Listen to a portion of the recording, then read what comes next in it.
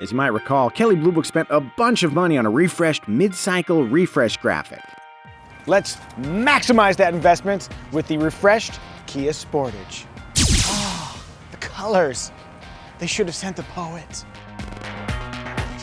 While not radically updated, the 4th generation Sportage has some notable improvements, and I will note them now. Starting on a superficial tip, the front bumper, grille, headlights, fog lights, wheels, exhaust, rear bumper, and taillight trim have all been reworked, though the differences might not be obvious. A side-by-side with the pre-refreshed Sportage should help. Oh no, who slipped a Macan in there? Right, that's better. There's also a new S trim that looks, as you guess, sportier. Astute Sportage files will also note that the interior has been graced with a new steering wheel and vent bezels. All you bezel fans, feel free to freak out. To me, the most significant improvement to the Sportage lineup comes from a range of driver assist features. But first, let's take another look at those sweet bezels. Oh yeah!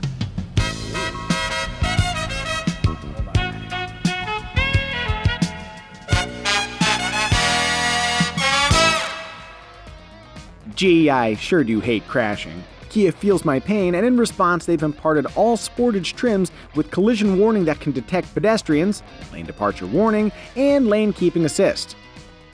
I found that with Lane Keep Assist active, the steering wheel makes lots of little nervous adjustments. Attentive drivers might find that intrusive. Inattentive drivers should just be happy that someone or something is actually steering the car. Speaking of driving, there's a lot to like when motoring around in a Sportage. While past Kias vexed me with their aloof steering feel, the latest Sportage has a lively feeling steering. As you can tell by all the crap rolling around in the interior, it's nicely weighted at both low and high speeds. And now let's make that crap roll around again. Cheers. The suspension is similarly competent, delivering a ride that's planted yet compliant. At higher speeds, wind and road noise are more pronounced than I prefer, but overall, the Sportage commutes well. For tailoring your Sportage's character, there are normal, sport, and eco driving modes that change propulsion and steering behavior in the ways you'd expect. Pro tip, avoid eco mode. It has a lethargic throttle feel that fills my heart with ennui.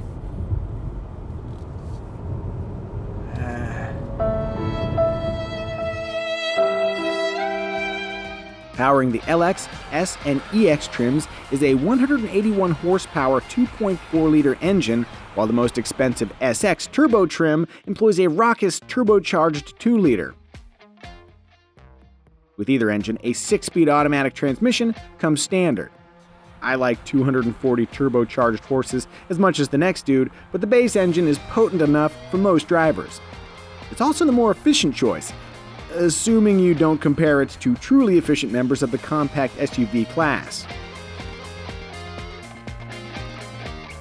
For gnarly off-roading, if we're being honest, probably through suburbia, the $1,500 Dynamax all-wheel drive system features a lock mode for evenly apportioning power between the front and rear tires while simultaneously sapping fuel economy in a big way. Choose the all-wheel drive SX Turbo, and according to the EPA, you'll have a compact SUV with lower combined fuel efficiency than the more powerful mid-size all-wheel drive Mazda CX-9.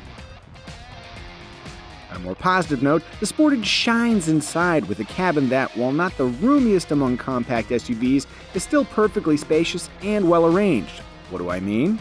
There's a standard 8-inch touchscreen with an easily navigable interface, but there are also large buttons with large print on them that are divided by what they do into logical categories. All of this is really easy to use when you're driving, a thing you might do in your Sportage.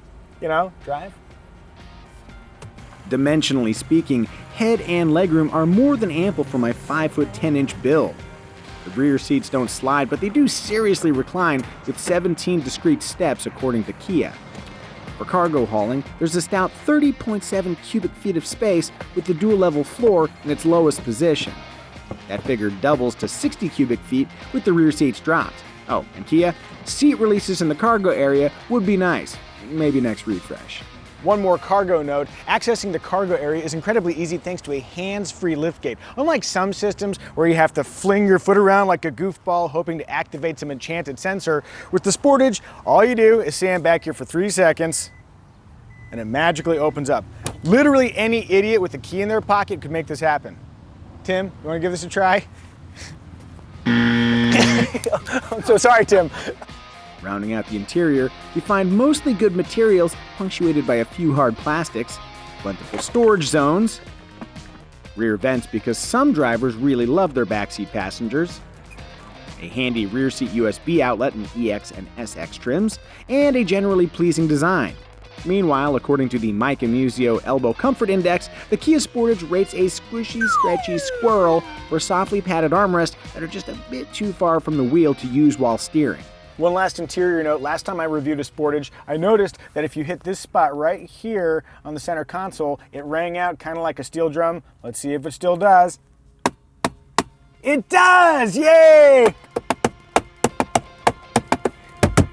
In base form with an 8-inch screen, Apple CarPlay and Android Auto compatibility, Hill Start Assist, High Beam Assist, 6 airbags, and some sort of pumping device for the driver's seat, the Sportage LX lands a touch below $24,000, including destination charges.